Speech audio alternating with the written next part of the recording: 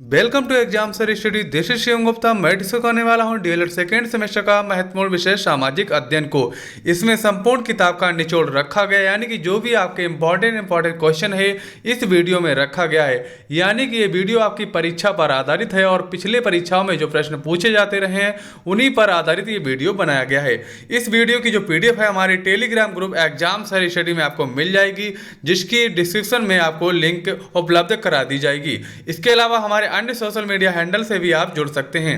DElEd से जुड़ी महत्वपूर्ण जानकारी तथा डीएलएड के सभी सेमेस्टर की तैयारी करने के लिए एग्जाम सर स्टडी को सब्सक्राइब करें। चलते हैं अपने पहले क्वेश्चन की ओर, देख लेते हैं हमारा पहला इंपॉर्टेंट क्वेश्चन क्या हो जाएगा।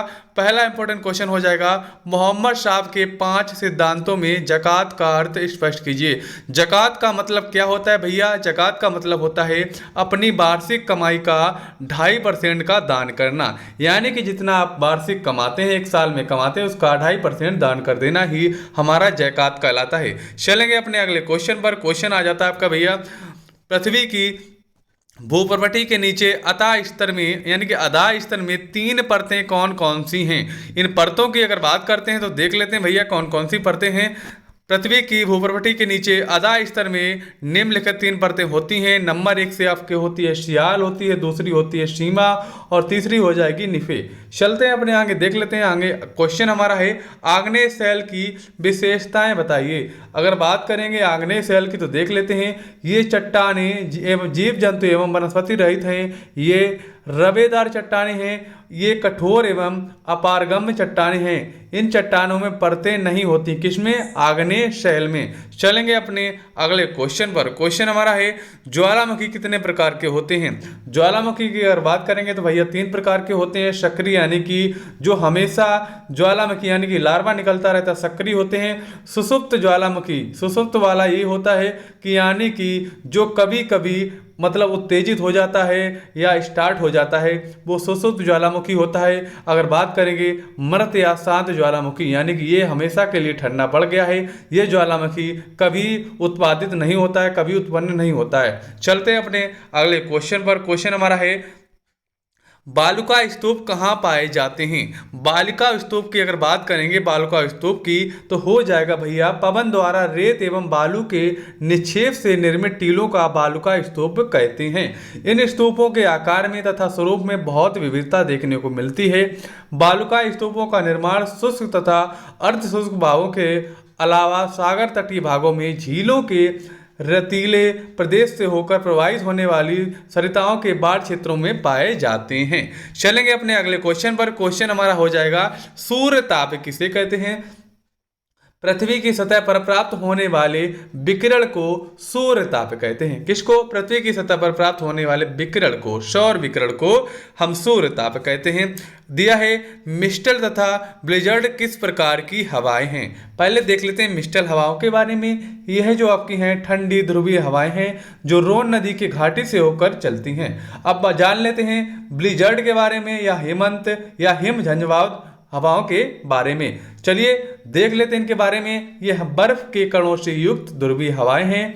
रूस के टुंड्रा प्रदेश एवं साइबेरिया में ब्लिजर्ड का स्थानीय नाम क्रमशः पुराग व हुरान है। चलेंगे अपने अगले क्वेश्चन पर। क्वेश्चन हमारा भैया है, संविधान सभा कब बनाई गई? इसमें कुल कितने लोग थे? इसके बारे में डिटेल में जान लेते हैं। क्वेश्चन आपका देख सकते हैं 2016 में भी आया था और आने की संभावना है। चलते हैं अपने अगले क्वेश्चन पर। क्वेश्चन हो जाएगा, संविधान सभा के कुल सदस्य कितने थे? 389 निर्धारित की गई, जिसमें से 292 सदस्य ब्रिटिश प्रांतों से तथा 93 सदस्य देशी रियासतों से तथा 4 सदस्य चीफ कमिश्नर क्षेत्रों से आते थे। ठीक है, आगे देख लेते हैं। प्रत्येक समृद्ध राष्ट्र का अपना एक संविधान होता है। भारत का भी अपना अलग अलग संविधान है, ठीक है, जिसे संविधान निर्माती सभा ने तैयार किया था। कैबिनेट मिशन योजना के अनुसार 1946 में संविधान सभा के 296 स्थानों के लिए चुनाव हुए। संविधान सभा का प्रथम अधिवेशन 9 दिसंबर 1946 को प्रारंभ हुआ तथा डॉक्टर सच्चिदानंद सिन्हा को सर्वसम्मत से सभा का अस्थायी अध्यक्ष चुना गया। ठीक है, और 11 दिसंबर 1946 को किसे चुना गया था इसके बारे में देख लेते हैं। 11 दिसंबर 1946 को कांग्रेस के वरिष्ठ नेता जो आपके डॉक्टर राजेंद्र प्रसाद थे, जो हमारे पहले राष्ट्रपति बने थे, को संविधान सभा का स्थायी अध्यक्ष निर्वाचित किया गया। संविधान का उद्देश्य प्रस्ताव में पंडित जवाहरलाल नेहरू द्वारा 13 दिसंबर 1946 को प्रस्तुत किया गया। चलते हैं अपने अगले क्वेश्चन पर। क्वेश्चन हमारा क्या देख लेते हैं। क्वेश्चन है, पंथ निरपेक्ष से आप क्या समझते हैं। पंथ निरपेक्ष राज्य उस राज्य को कहते हैं जिसमें राज्य की निगाह में सभी पंथ धर्म समान होते हैं। चलेंगे अपने अगले क्वेश्चन पर। क्वेश्चन हो जाएगा, कालिदास के 2 ग्रंथों के नाम बताए। पूछे जाएं तो क्या बताएंगे। रघुवंश महाकाव्य, अभिज्ञान, शाकुंतलम। चलेंगे अपने अगले क्वेश्चन पर। क्वेश्चन है, गुप्तकालीन चित्रकला के 2 केंद्र के नाम अगर पूछे जाएं तो इसमें 3 दिए गए, आपको 2 लिखने को आएंगे तो आप 2 लिख सकते हैं। यानी कि आप क्वेश्चन का जैसे लॉन्ग आंसर उसमें से आपको बहुत सारे क्वेश्चन के आंसर मिल जाएंगे। जरूरी नहीं सेम टू सेम आए उसमें, लेकिन आपको आंसर जरूर मिलेंगे। इसका आंसर हो जाएगा मथुरा, सारनाथ और पाटलिपुत्र। चलेंगे अपने अगले क्वेश्चन पर। क्वेश्चन हमारा है, राजपूतों की उत्पत्ति से संबंधित 2 सिद्धांतों के नामोल्लेख करने हैं। जान लेते हैं राजपूतों की उत्पत्ति के बारे में। राजपूतों की उत्पत्ति का प्रश्न भारतीय इतिहासकार में अत्यंत विवादग्रस्त है। महाभारत में राजपूत शब्द का उल्लेख कुलीन क्षत्रिय के लिए किया गया है। वाण के हर्ष रचित में राजपूत शब्द का प्रयोग सैनिकों के लिए किया गया है। अब तक राजपूतों की उत्पत्ति के संबंध में कोई सर्वमान्य मत स्थापित नहीं किया जा सका है। इस संबंध में विद्वान ने निम्नलिखित सिद्धांत प्रतिपादित किए हैं। पहला आपका है विदेशी उत्पत्ति का सिद्धांत के बारे में जान लेते हैं। इसके बारे में दिया है प्रसिद्ध इतिहासकार कर्नल टाड ने अग्निकुंड वाली अनुसत के आधार पर राजपूतों को विदेशी बतलाया है। उनका कथन है कि राजपूत सीथियन या शकों के वंशज थे जो 6ठी शताब्दी के लगभग भारत में प्रविष्ट हुए। इन्हें जान लेते हैं। इन्हीं विदेशी विजेताओं को जब वे शासक बन बैठे तो उन्हें अग्नि संस्कार द्वारा पवित्र हिंदू जाति व्यवस्थाओं के अंतर्गत ले लिया गया। चूंकि वे शासन काम करते थे और यही काम क्षत्रियों के भी थे, अतएव उन्हें क्षत्रियों को श्रेणी में रखा गया और वे राजपूत कहलाए। ये राजपूत का इतिहास रहा है। और दूसरा मत देख लेते हैं। दूसरा मत भैया मत इसका है अग्निकुंड का सिद्धांत के हिसाब से कुछ विद्वान ने बताया कि पृथ्वीराज राशों के आधार पर इस सिद्धांत का प्रतिपादन किया गया कि प्रतिहार, परमार, चालुक तथा चौहान राजपूत अग्निवंशी थे। आबू पर्वत पर वशिष्ठ जी का यज्ञ एक अग्निकुंड था जिससे परमार, प्रतिहार, चालुक तथा चौहान आदि राजपूतों की उत्पत्ति हुई। राजपूतों के 4 वंश अग्निवादी कहलाते हैं। इन जातियों से संबंधित अन्य प्रमाणों से इनका संबंध क्षत्रिय कुल से स्पष्ट होता है। राजपूतों की उत्पत्ति सिद्धांत ऐतिहासिक दृष्टि से उचित नहीं जान पड़ता है। यानी कि पहले वालों को सभी लोगों ने ज्यादा माना है, बाद वालों को उचित नहीं माना है। भोज किस वंश के राजा थे अगर बात करेंगे भोज की, तो भोज परमार वंश का राजा था। किसका था? परमार वंश का। उसकी राजधानी धारा नगरी थी। क्या थी? धारा नगरी थी भैया। गीत गोविंद किसकी प्रसिद्ध रचना है? ये भैया जयदेव जी की है। किसकी है? जयदेव जी की है। चलेंगे अपने अगले क्वेश्चन पर। क्वेश्चन हमारा है, खजुराहो मंदिर का निर्माण किन राजाओं ने कराया था? खजुराहो मंदिर का निर्माण भैया चंदेल राजाओं ने कराया था। किन्होंने? चंदेल राजाओं ने। भक्तिकालीन 2 संतों के नाम बताए नहीं अगर पूछे जाए तो आप क्या बताएंगे? आपका हो जाएगा भक्तिकालीन के कबीर हो जाएंगे, गुरु नानक हो जाएंगे, रामानुजाचार्य हो जाएंगे, रामानंद हो जाएंगे। हमारे ये 4 हो जाएंगे। जलवायु का अर्थ स्पष्ट कीजिए अगर बात करेंगे। जलवायु की किसी क्या हो जाएगा? जलवायु किसी बड़े इलाके का औसत मौसम है जो एक लंबे समय से बना रहता है। सरल शब्दों में किसी इलाके में किसी एक तरह का औसत मौसम अगर लंबे समय से बना रहता है तो उसे उस इलाके की जलवायु कहा जाता है। मौसम जहां कुछ दिनों या घंटों में बदल जाता है वहीं जलवायु बदलने में सैकड़ों हजारों साल समय लगता है। चलते हैं फ्रेंड्स अपने अगले क्वेश्चन पर। क्वेश्चन है, भारतीय संविधान में कितने अनुच्छेद हैं? तो भैया बहुत इजी क्वेश्चन है। भारतीय संविधान में 395 अनुच्छेद हैं। चलेंगे अपने अगले क्वेश्चन पर। क्वेश्चन है, स्वतंत्रता के अधिकार के अंतर्गत आने वाली 2 स्वतंत्रताओं का उल्लेख करना आपको है। पहले देख लेते हैं स्वतंत्रता का अधिकार 19 से 22 तक, यानी कि अनुच्छेद 19 से 22 के अंतर्गत देख लेते हैं क्या क्या होता है। प्रत्येक नागरिक अपनी सामर्थ्य और योग्यता के अनुसार अपना विकास कर सके, इसके लिए स्वतंत्रता के अधिकार को संविधान में सम्मिलित किया गया। इस मूल अधिकार के अंतर्गत प्रत्येक भारतीय नागरिक को अग्र स्वतंत्रताएं प्रदान की गई। अब जान लेते हैं 19 के बारे में डिटेल में। 19 जो आपका अनुच्छेद है, आर्टिकल है, के अंतर्गत इस अधिकार से संबंधित निम्न 6 स्वतंत्रताएं नागरिक को प्राप्त हैं। नंबर 1 है, संविधान द्वारा प्रत्येक व्यक्ति को भाषण के रूप में अपने विचार व्यक्त करने व उन्हें पत्र पत्रिकाओं में प्रकाशित कराने का स्वतंत्रता दी गई। दूसरा हो जाएगा, नागरिकों को शांतिपूर्वक सभा आदि करने की भी स्वतंत्रता पूर्वक प्रदान की गई। चलते हैं नेक्स्ट पर। नेक्स्ट देख लेते हैं, प्रत्येक व्यक्ति अपनी इच्छा अनुसार व्यवसाय करने के लिए स्वतंत्र स्वतंत्र है। नागरिकों को मानव हितों के लिए संविधान तथा संघ निर्माण की स्वतंत्रता है। नागरिकों को देश की सीमाओं के अंदर स्वतंत्रता पूर्वक एक स्थान से दूसरे स्थान पर भ्रमण की पूर्ण स्वतंत्रता प्रदान की गई है। चलते हैं अपने अगले क्वेश्चन पर। क्वेश्चन आपका हो जाएगा, भूस्खलन से क्या तात्पर्य है। अगर इसके बारे में जान लेते हैं, भूपृष्ठ पर सैलों के अपक्षय से प्राप्त पदार्थ गुरुत्वाकर्षण शक्ति के कारण ढाल की दिशा में खिसकना आरंभ कर देते हैं। तीव्र एवं खड़े ढालों पर अपक्षयित पदार्थों के आकस्मिक रूप से खिसकने की क्रिया को भूस्खलन कहते हैं। चलते हैं अपने नेक्स्ट पर। नेक्स्ट हमारा है, भारतीय सेना का सर्वोच्च सेनापति कौन होता है। भारतीय सेना का सर्वोच्च सेनापति जो होता है भैया, राष्ट्रपति होता है। कौन होता है? राष्ट्रपति होता है। चलते हैं अपने अगले क्वेश्चन पर। क्वेश्चन हमारा है, अच्छे नागरिक के 4 गुणों के बारे में आपको वर्णन करना है। ऐसा क्वेश्चन अगर आ जाए, ये क्वेश्चन आपका 2016 में आया था, तो देख लेते हैं। पर्यावरण संरक्षण में निजी स्तर पर योगदान दें, और दूसरा हो जाएगा पेड़ लगाएं, पानी बिजली बंद ना करें, और शोर शराबा कम करें। ये बहुत ईजी आप लिख सकते हैं, तो इसलिए आप समय बर्बाद ना करें। अब हम चलते हैं नेक्स्ट पर। इसकी PDF आपको हम दे देंगे, यानी कि जो ऐसे क्वेश्चन है उनको हम नहीं बताएंगे, क्योंकि आप आराम से कर सकते हैं। वनों से होने वाले लाभ के बारे में देख लेते हैं जल्दी जल्दी। अनेक उद्योग चलाने योग्य कागज, दिया सलाई, साबुन, बूट पॉलिश आदि कच्चा माल देते हैं। ठीक, ये हो गया हमारा। वायु को शीतल एवं मिट्टी का नाम रखने में सहायता करते हैं। वर्षा कराने में सहायता करते हैं। बाढ़ को रोकते हैं। मैग्रोव वन समुद्र तटों को स्थिर रखते हैं और उनकी रक्षा करते हैं। मैग्रोव वन सुनामी जैसे आपदाओं का प्रभाव को कम करते हैं। वनों से हमें बहुत सारे लाभ हैं, आप अच्छे से जानते हैं। चंद्रगुप्त मौर्य की मृत्यु और बिंदुसार राजरोड़ किस सन में हुआ था, इसके बारे में जान लेते हैं। इंपॉर्टेंट क्वेश्चन है, ये अधिकतर आता ही रहते हैं, मतलब इससे मिलता जुलता क्वेश्चन आता है। इसी आंसर में बहुत सारे क्वेश्चन बन जाते हैं। 298 ईसा पूर्व में उन्होंने अपना साम्राज्य बेटे बिंदुसार को देकर कर्नाटक चले गए। अब इसमें देख सकते हैं, यानी कि बेटे बिंदुसार, यानी कि बिंदुसार के पिताजी अगर पूछ दिया जाए तो क्या बताओगे? चंद्रगुप्त। चलते हैं, देख लेते हैं आगे। चले गए जहां उन्होंने 5 हफ्तों तक बिना खाए पिए ध्यान किया, जिसे शंकरा कहते हैं। ये जब तक करते हैं जब तक मर ना पा जाएं। यहाँ चंद्रगुप्त मौर्य ने अपने प्राण त्याग दिए, यानी कि जब तक ये करते हैं, शंकरा जो है तब तक किया जाता है जब तक ये मर ना जाएं। बिंदुसार का जो राजरोड़ है 298 ईसा पूर्व हुआ था। चलते हैं अपने अगले क्वेश्चन पर। क्वेश्चन हमारा क्या देख लेते हैं। क्वेश्चन भैया है, राजपूतों ने कौन से प्रसिद्ध मंदिरों का निर्माण करवाया, उल्लेख कीजिए। अगर बात करेंगे राजपूतों की, तो उन्होंने कौन से प्रसिद्ध मंदिर का निर्माण कराया, तो उसके बारे में देख लेते हैं। राजपूत राजाओं के मंदिर बनाने का विशेष शौक था। इस युग में निर्मित कुछ एक मंदिर भारतीय संस्कृति को अनमोल धरोहर है। भुवनेश्वर में लिंगराज मंदिर, खजुराहो के मंदिर, उड़ीसा में जगन्नाथ मंदिर एवं आबू तथा किन्नार के जैन मंदिर को शिखरों से विभूषित करना एवं उनकी दीवारों पर मूर्तियां खोदना इस काल की प्रमुख विशेषता है। एलोरा का कैलाश मंदिर, मामल्लपुरम के रथ मंदिर, कांची के पल्लव मंदिर, होयसल वंश के शासकों द्वारा निर्मित बेलूर का मंदिर और द्वार समुद्र का चालुक्य मंदिर दक्षिण भारत के प्रसिद्ध मंदिर हैं। इस विवरण से स्पष्ट है कि राजपूत युग अपनी उत्कृष्ट वास्तुकला के लिए भारतीय इतिहास में सदैव स्मरणीय रहेगा। चलेंगे फ्रेंड्स अपने अगले क्वेश्चन पर। क्वेश्चन हमारा है, चंद्रगुप्त मौर्य के जीवन परिचय का प्रकाश डालिए। ये क्वेश्चन बहुत इंपॉर्टेंट है, इसमें बहुत सारे आपके क्वेश्चन बन जाएंगे, इसलिए इसको आप ध्यान से देखिएगा।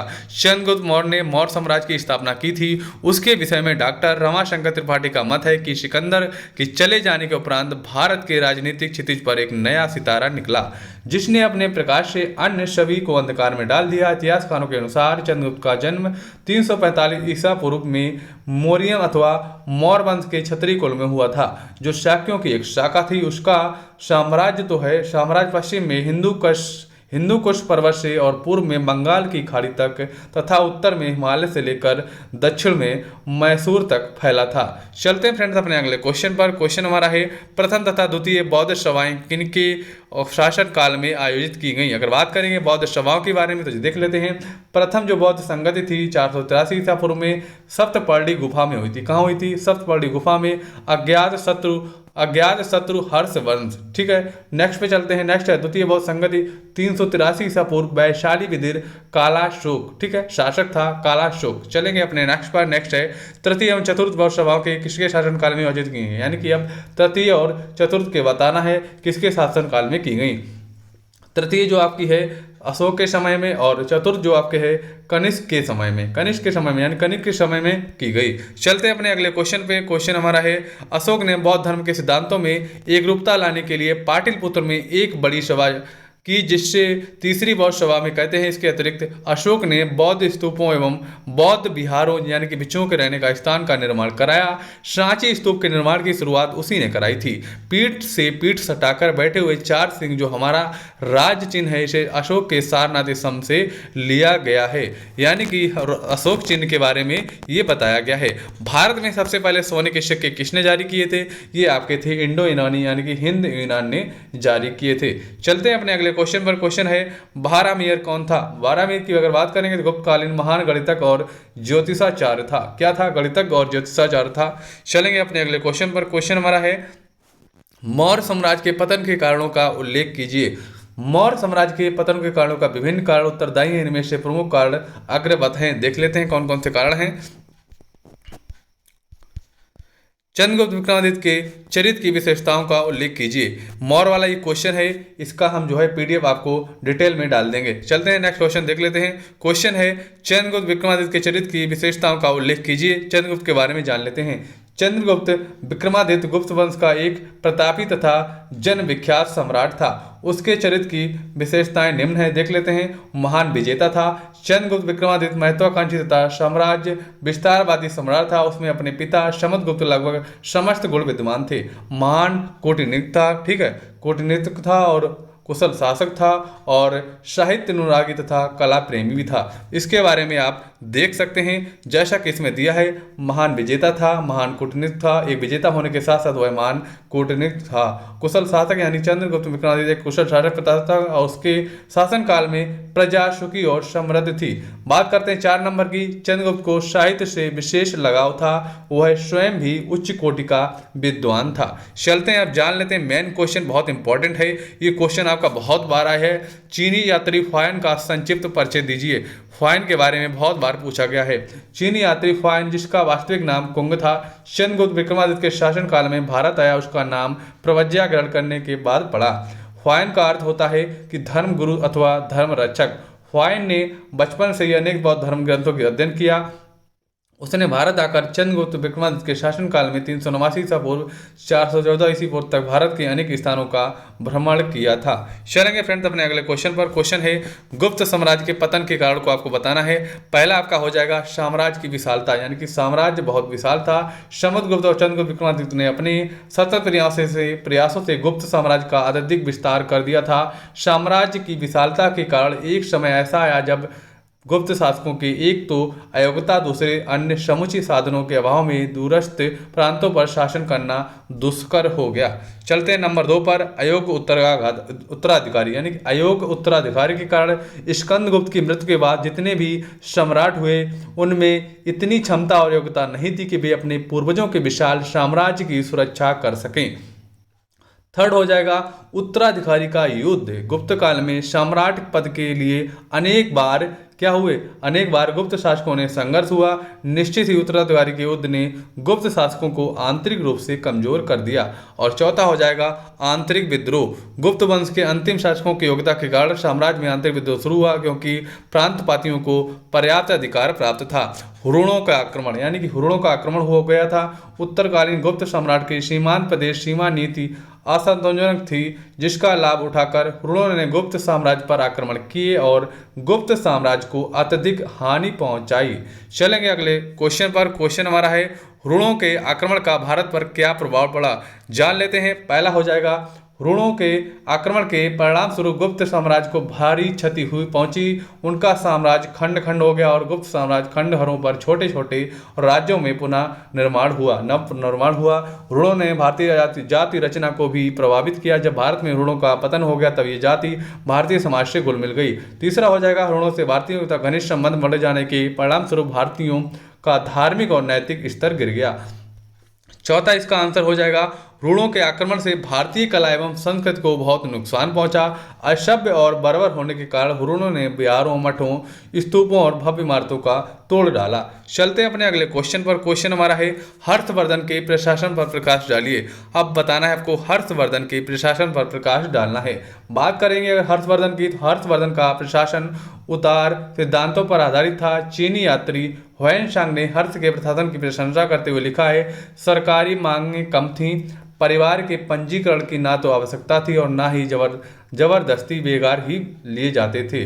अगर कर बहुत हल्के थे और बेगार न होने के कारण सभी अपने कार्यों में तथा पैतृक संपत्ति की सुरक्षा में लगे रहते थे। प्रशासन ईमानदार था, सभी लोग आपस में मिलकर रहते थे। उसने जनित में चैत्यों, विहारों, मंदिरों तथा सरायों का निर्माण कराया। नालंदा विश्वविद्यालय में हर्षवर्धन के दान से लाभान्वित था। उसने सड़कों का निर्माण तथा उनकी सुरक्षा का पूर्ण व्यवस्था की थी। चलते हैं फ्रेंड्स अपने अगले क्वेश्चन पर। क्वेश्चन आपका आ जाएगा, सल्तनत कालीन प्रशासन ने संबंधित तथ्यों को समझाइए। यानी कि सल्तनत कालीन प्रशासन ने संबंधित जो तथ्य थे उसके बारे में आपको बताना है। मुस्लिम राज्य सैद्धांतिक रूप से धर्मावलंबी या धर्म प्रधान राज्य था। खलीफा ही पूरे मुस्लिम जगत का सर्वोच्च प्रधान होता था।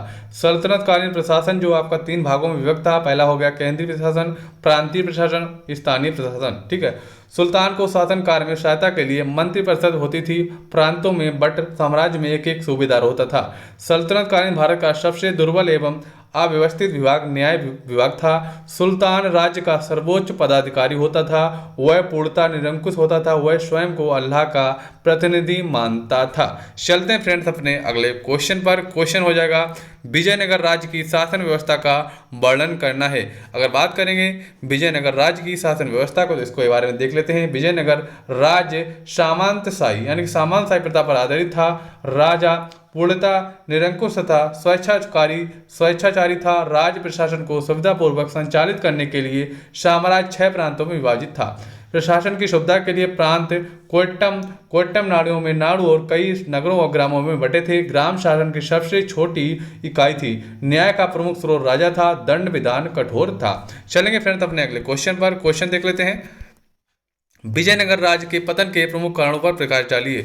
विजयनगर के बारे में देख लेते हैं, पतन क्यों हुआ था। विजयनगर साम्राज्य का तालीकोट के युद्ध के उपरांत पतन हो गया था, जिसके निम्न कारण देख लेते हैं। बहमनी राज्य से अनवरत युद्ध, अयोग्य सैनिक संगठन, प्रांतपतियों का प्रबलता, राज्य के पश्चिमी तट पर पुर्तगालियों का आवास, अंतिम शासकों का अत्याचार। चलेंगे शिवाजी पर देख लेते हैं। शिवाजी के बारे में, शिवाजी के शासन प्रबंधन के विषय में लिखिए। शिवाजी एक कुशल सैनिक एवं योग्य सेनापति तथा लोकप्रिय शासक थे। शिवाजी ने अपनी योग्यता के आधार पर मराठों को संगठित किया तथा दक्षिण की राजनीतिक सूझ के चलते पृथक मराठा राज्य की स्थापना की। नेक्स्ट पे चलते हैं। नेक्स्ट हमारा है, शिवाजी ने अपने राज्य की व्यवस्था के लिए 8 मंत्री नियुक्त किए। इन्हें अष्टप्रधान कहा जाता था। प्रत्येक मंत्री से सीधे राजा प्रति उत्तरदायी था।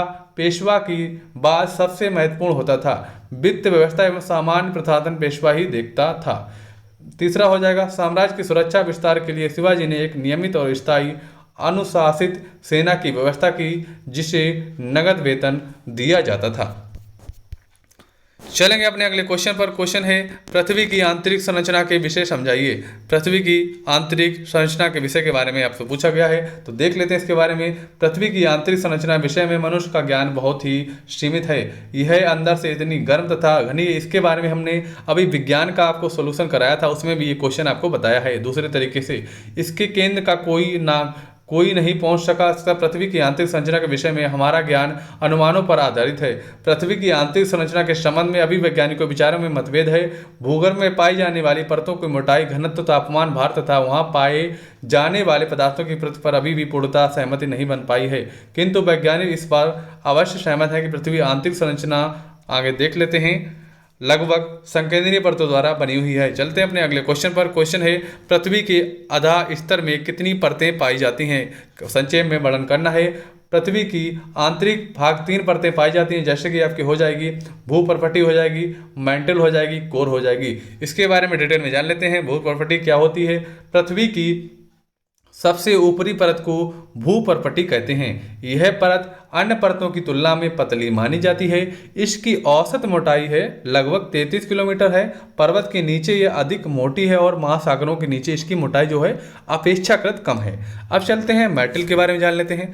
मेटल जो आपकी है भूपर्पटी के नीचे की परत जो है 2900 किलोमीटर की गहराई तक विस्तृत है, मेंटिल कहलाती है। मेंटिल ठोस सेलों से निर्मित होती है। किससे? ठोस सेलों से निर्मित होती है। चलते हैं अपने नेक्स्ट पर।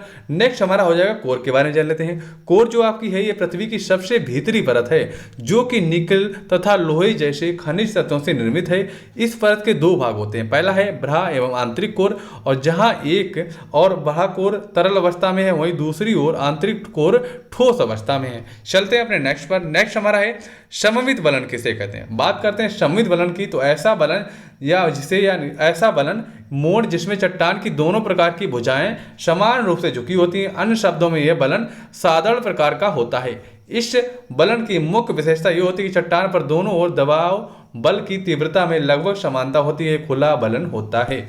ठीक है, अब हमारा आ गया असममित बलन। इसको आप वीडियो रोक कर देख सकते हैं। अगर मैं ऐसे एक एक करके पढ़ाऊंगा तो बहुत ज़्यादा टाइम लगेगा। इसकी पीडीएफ भी मैं टेलीग्राम पर डाल दूंगा तो आप इसको समझ जाइएगा। ये क्वेश्चन हमने बहुत इंपॉर्टेंट छाट कर लाए हैं, इसलिए आपके बहुत इंपॉर्टेंट क्वेश्चन है, इसलिए सभी को देखिएगा। तो आपका आ गया सममित बलन के बारे में जान लेते हैं। इस बलन की विशेष मुख्य विशेषता ये है कि इसमें बलन की दोनों भुजाएं एक ही ओर झुकी होती हैं तथा वे लगभग समांतर होती हैं। अब जान लेते हैं अधिक्षिप्त बलन के बारे में। अधिक्षिप्त बलन क्या होता है भैया, देख लेते हैं। जब कभी क्षैतिज संचरण दबाव बल की तीव्रता बहुत अधिक हो जाती है, चट्टानों की परतें बलन अक्ष पर टूट जाती हैं और एक दूसरे पर चढ़ जाती हैं। इतना ही नहीं, एक दूसरे पर अध्यारोपित हो जाती हैं। परिणाम स्वरूप चट्टानों का कमर उलट जाता है।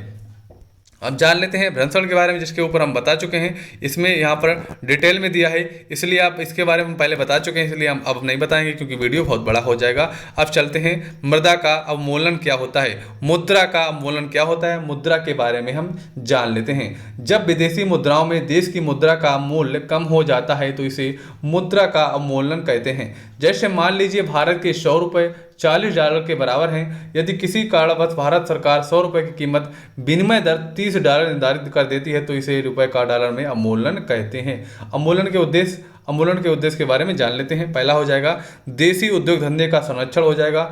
जब किसी देश में वस्तुओं के दामों में गिरावट होती है तो हमारे देश में उस देश से अधिक मात्रा में सामान आने लगता है।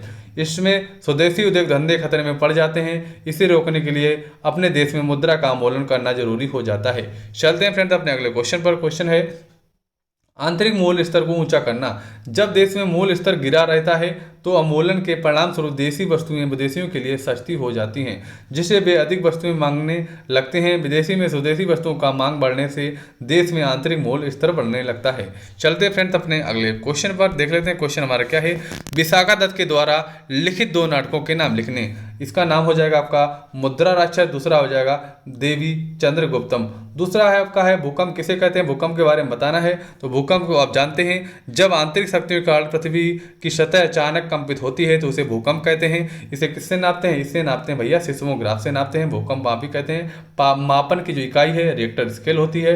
अब है अपशिष्ट किसे कहते हैं। अपशिष्ट के बारे में जान लेते हैं। कारखानों से निकलने वाले उपभोग करने के पश्चात जो चीजें शेष बचती हैं अपशिष्ट कहलाते हैं। चलते हैं संविधान के बारे में जान लेते हैं। संविधान के निर्माण कितना समय लगा, इसका जो समय भैया है 2 वर्ष 11 माह 18 दिन लगा। ठीक है, पारित कब हुआ था, 26 जनवरी 1950 को पारित हुआ था। मौलिक अधिकार किसकी निरंकुशता पर रोक लगाते हैं। मौलिक अधिकार जो है सरकार की निरंकुशता पर रोक लगाते हैं। चलते हैं आगे, विकसित अर्थव्यवस्था और विकासशील अर्थव्यवस्था से आप क्या समझते हैं जान लेते हैं। जैसे कि हमारे देश की क्या है, विकासशील अर्थव्यवस्था है, और जो अमेरिका की अर्थव्यवस्था है वो हमारी है कैसी है, विकसित है। यह आर्थिक गतिविधियों के विकास का एक बेहतर स्तर का प्रतिनिधित्व करता है। यह हमेशा सापेक्षिक एवं तुलनात्मक संदर्भ में प्रयुक्त होता है क्योंकि इसकी किसी भी सीमा मानदंड का निर्धारण कठिन होता है। विकसित अर्थव्यवस्था कहलाता है जैसे कि आपका जापान की हो गई, यूएसए की हो गई। चलते हैं अपने नेक्स्ट पर। नेक्स्ट है विकासशील के बारे में बात करेंगे। विकास की ओर अग्रसर अर्थव्यवस्था का सूचक है। जैसे कि भारत आपका हो गया, सभी अर्थव्यवस्था इस श्रेणी में आती हैं, परंतु इसका प्रयोग वैसी अर्थव्यवस्था को सूचित करने के लिए होता है जो पिछड़ी अर्थव्यवस्था से उच्च विकास की ओर प्रयासरत हैं, जैसे कि भारत और चीन। भारतीय अर्थव्यवस्था की 3 आधारभूत विशेषताएं बतानी है आपको। जैसे कि पहली हो जाएगी, भारतीय संविधान ने आर्थिक विकास के लिए समाजवादी प्रणाली को स्वीकार किया है। भारतीय अर्थव्यवस्था दुनिया की तीसरी बड़ी अर्थव्यवस्था है। इस अर्थव्यवस्था में सार्वजनिक और निजी दोनों क्षेत्रों को महत्व दिया जाता है। बात कर लेते हैं ज्वार भाटा के बारे में, जो कि आपको पढ़ा चुका हूं, दोबारा भी पढ़ा दे रहा हूं। ज्वार भाटा वह विशिष्ट क्रिया है जिसमें सूर्य एवं चंद्रमा की गुरुत्वाकर्षण की शक्ति के प्रभाव से प्रतिदिन रूप से समुद्र तल पर ऊपर उठता है एवं नीचे गिरता है। पानी के ऊपर उठने की क्रिया को ज्वार और नीचे गिरने की क्रिया को भाटा कहते हैं। ज्वार भाटा के समय सागर तल में आने वाले परिवर्तन को नियमित रूप से मापा जा सकता है, अतः तट पर इसी अनुसार विशेष सावधानी से जल की संभावित ऊंचाई की रेखाएं बनाई जा सकती हैं। इनका तटवासियों की सुरक्षा के लिए भी विशेष महत्व है। चलते हैं अपने नेक्स्ट क्वेश्चन पर। क्वेश्चन है, हमारे मौलिक कर्तव्य कौन कौन से हैं? अगर बात करेंगे मौलिक कर्तव्य की कौन कौन से हो जाएंगे भैया, संविधान 42वें संशोधन के माध्यम से भारतीय नागरिकों के 10 मौलिक कर्तव्य निश्चित किए गए। कौन कौन से हैं? भारतीय संविधान का पालन तथा उसके आदर्शों एवं संस्थाओं, राष्ट्रीय ध्वज और राष्ट्रीय गान का आदर एवं सम्मान करना हो जाएगा मौलिक कर्तव्य। ठीक है, दूसरा हो जाएगा भैया, राष्ट्रीय स्वाधीनता संग्राम को जिन आदर्शों से प्रेरणा मिली है उन्हें हृदय गम करना तथा उनका अनुसरण करना। भारत की समृद्धता, एकता और अखंडता को परिपुष्ट करना और उसकी रक्षा करना। देश की रक्षा करना, आवश्यकताओं पड़ने पर राष्ट्र की सेवा करना। भारत के सभी लोगों में सरसता और सम्मान, मातृत्व की ऐसी भावना निर्माण करना जो धर्म, भाषा, प्रदेश या वर्ग पर आधारित सभी भेदभाव से परे हो। ऐसी प्रथाओं का त्याग करना जो स्त्रियों के सम्मान के विरुद्ध हो। चलते हैं फ्रेंड्स अपने अगले क्वेश्चन पर। क्वेश्चन हमारा है, सिकंदर के आक्रमण का भारत पर क्या प्रभाव पड़ा? इसके बारे में जान लेते हैं। सिकंदर के आक्रमण का भारत पर प्रभाव पड़ा। वास्तव में यह प्रभाव अनेक क्षेत्रों में दर्शाता है, दर्शित भी होता है। इतिहास की दृष्टि में निर्णायक सहायक है। इसके बारे में देख लेते हैं। इस आक्रमण से तिब्बत इतिहास को प्रस्तुत करने में सहायता प्राप्त हुई है। राजनीतिक एकता का प्रारंभ, तत्कालीन उत्तरी भारत के अनेक छोटे छोटे राज्यों का विलय पोरस तथा आम्बी के राज्यों में हो गया। अपेक्षाकृत राज्य विस्तृत तथा राजनीतिक दृष्टि से एकजुट होने लगे। यूनानी राज्यों की स्थापना, पश्चिमी पंजाब, सिंध आदि सीमावर्ती प्रांतों में यूनानी राज्यों की स्थापना हुई और दोषपूर्ण युद्ध विधि का ज्ञान भारतीयों की सिकंदर के विरुद्ध युद्ध करने से अपनी युद्ध विधि के दोषों को भली भांति ज्ञान हुआ, जिसे उन्होंने भविष्य में दूर भी किया। चलते हैं अपने अगले क्वेश्चन को। क्वेश्चन है, गेसर को समझाइए। गेसर क्या होता है भैया? गेसर आपका होता है, यह एक गर्म जल का स्रोत होता है जिसमें समय समय पर गर्म जल तथा वाष्प निकला करती है। गेसर आइसलैंड भाषा के गेसिर से बना है, जिसका शाब्दिक अर्थ तेजी से उछलता हुआ फुहार छोड़ने वाला है। इस प्रकार के स्पष्ट की गेसर गर्म पानी के स्रोत को कहते हैं, जिनमें समय समय पर उष्ण जल और वाष्प फुहारों के रूप में बड़ी तीव्रता से ऊपर उठती है। संसार में जितने भी गेसर पाए जाते हैं वे सब सक्रिय ज्वालामुखी क्षेत्र में पाए जाते हैं। गेसर का प्राकृतिक दृश्य बड़ा ही मनोहारी होता है। यही कारण है कि पर्यटकों के आकर्षण केंद्र होते हैं। संसार में ग्लेशियरों के वितरण कोई निश्चित क्रम नहीं है। अफ्रीका एवं दक्षिणी अमेरिका के अलावा अन्य सभी महाद्वीपों में ग्लेशियर देखे जाते हैं। अगर बात करेंगे आपदा प्रबंधन से आप क्या समझते हैं, इसके बारे में जान लेते हैं। आपदा से आशय प्राकृतिक अथवा मानव अन्य जन्य कारणों से आने वाली किसी ऐसी विपत्ति, दुर्घटना, अनिष्ट और गंभीर घटना से है जो प्रभावित समुदाय की सहज क्षमता से परे हो। ज्वालामुखी, बाढ़, सूखा, चक्रवात, भूकंप, सुनामी आदि विनाशकारी घटनाओं से जन धन की व्यापक क्षति होती है। आपदा प्रबंधन का अभिप्राय आपदा के प्रभाव को कम करना एवं आपदाग्रस्त क्षेत्रों में आपदा की स्थिति के अनुसार राहत एवं पुनर्वास का कार्य करना है, जिससे धन एवं धन की क्षति को कम न्यूनतम किया जा सके। इसका ये आंसर हो गया। अगर फ्रेंड्स आपको हमारा वीडियो अच्छा लगा तो वीडियो को लाइक करें और कमेंट्स करके जरूर बताएं आपको वीडियो कैसा लगा। इसके अलावा अगर आपने चैनल को सब्सक्राइब नहीं किया, सब्सक्राइब कर लें। अब आपको मिलते हैं अपने अगली वीडियो के साथ। तब तक के लिए जय हिंद, वंदे मातरम साथियों।